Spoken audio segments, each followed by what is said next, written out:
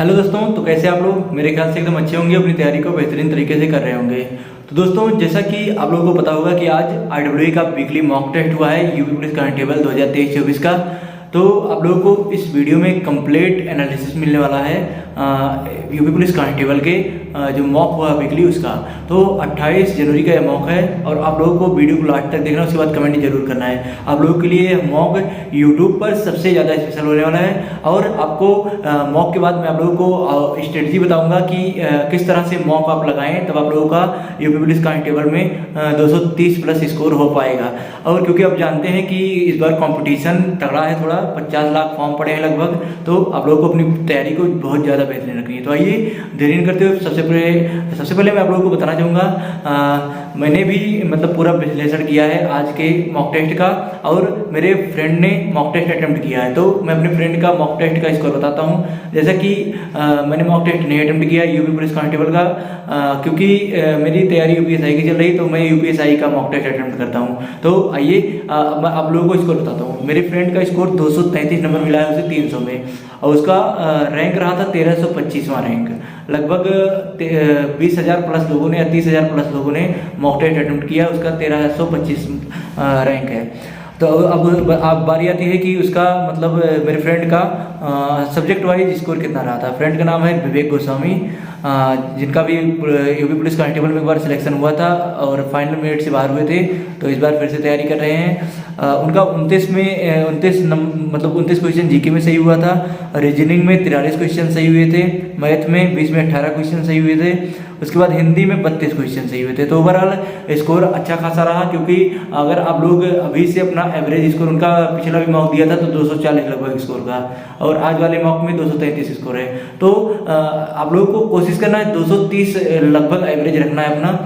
अगर 220 भी आ रहा है, आज के मॉक जैसे बहुत ज़्यादा हार्ड मॉक नहीं था, आप नंबर्स ला सकते थे अच्छे खासे, क्योंकि क्वेश्चंस बहुत ज़्यादा हार्ड नहीं पूछे गए थे, और क्वेश्चन बहुत ज़्यादा हार्ड पूछे भी नहीं जाएंगे, क्योंकि वैकेंसी बहुत ज़्यादा है, 60,000 प्लस वैकेंसी है। तो इतना ज़्यादा हार्ड क्वेश्चन आप लोगों के एग्जाम में नहीं पूछा जाने वाला है।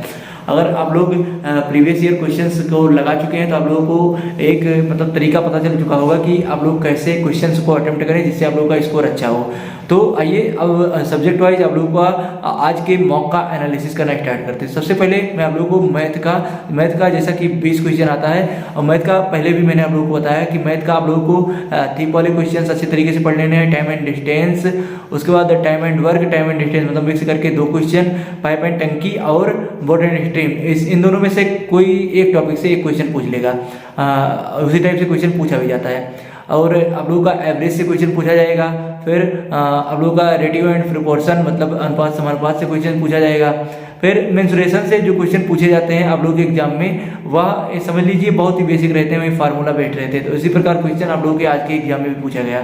और जहाँ तक मैं आज के क्वेश्चन का लेवल का कहना चाहूँगा यूपी पुलिस कांस्टेबल का, तो बहुत ज़्यादा हार्ड नहीं रहा था मैथ का। मैथ आप लोगों ने इजीली 15 प्लस तो क्वेश्चन सही किए होंगे। इसके बाद दोस्तों बात है रीजनिंग की बारी। रीजनिंग आप लोग जानते हैं, रीजनिंग में सबसे ज़्यादा फंसाता है तर्क एवं निष्कर्ष वाला, फिर निष्कर्ष एवं पूर्व धारणाएं, इन सबसे संबंधित आप लोगों के एग्जाम में ज़्यादा क्वेश्चन फंसाते हैं।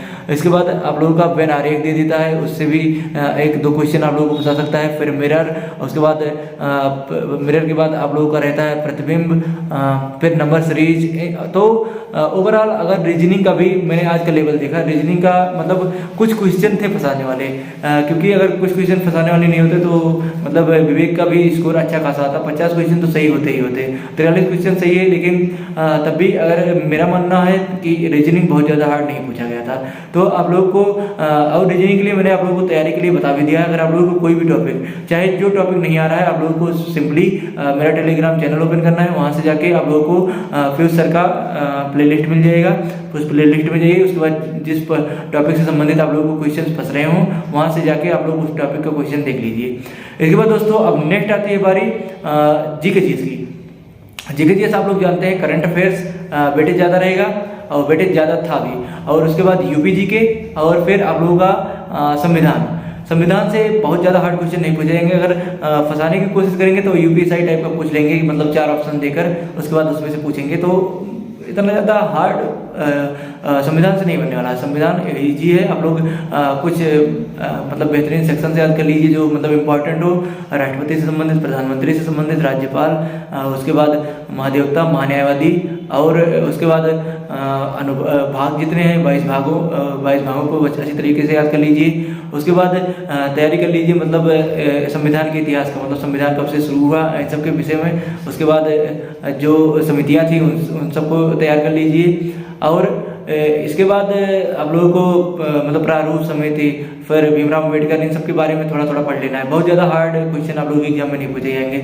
और उसके बाद साइंस का भी वेटेज 2-3 क्वेश्चन आप लोगों को मिल सकता है, बहुत ज़्यादा हार्ड साइंस से भी नहीं पूछा गया था।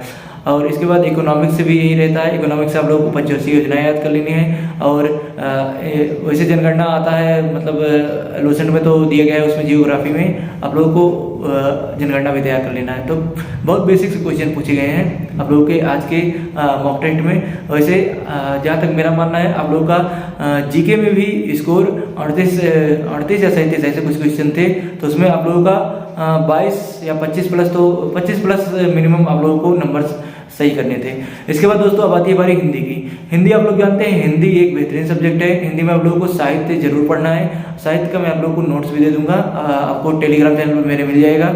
और आप लोगों को इसके बाद कल मैं यूपी पुलिस कांस्टेबल की पूरे चारों सब्जेक्ट की 20 दिन की स्ट्रेटजी ला रहा हूँ। आप लोगों को वीडियो जरूर से जरूर देखना है। उसमें आप लोगों को हिंदी, मैथ्स, रीजनिंग, उसके बाद जीके जीएस सबका कंप्लीट एकदम जानकारी अच्छी तरीके से मिल जाएगी। तो वो वीडियो आप लोगों को जरूर देखना है, आप लोगों के लिए बहुत ही ज़्यादा स्पेशल होने वाला है। तो ओवरऑल हिंदी का अगर कहूँ तो गद्यांश जैसे कुछ फंसाने वाला आ जाता है, तो गद्यांश से आप लोगों को डरना नहीं है। हाँ, रीजनिंग में एक अलग टाइप का क्वेश्चन पूछा जाता है, उसका मैं स्क्रीनशॉट मतलब अपने टेलीग्राम चैनल पर सेंड कर दूंगा।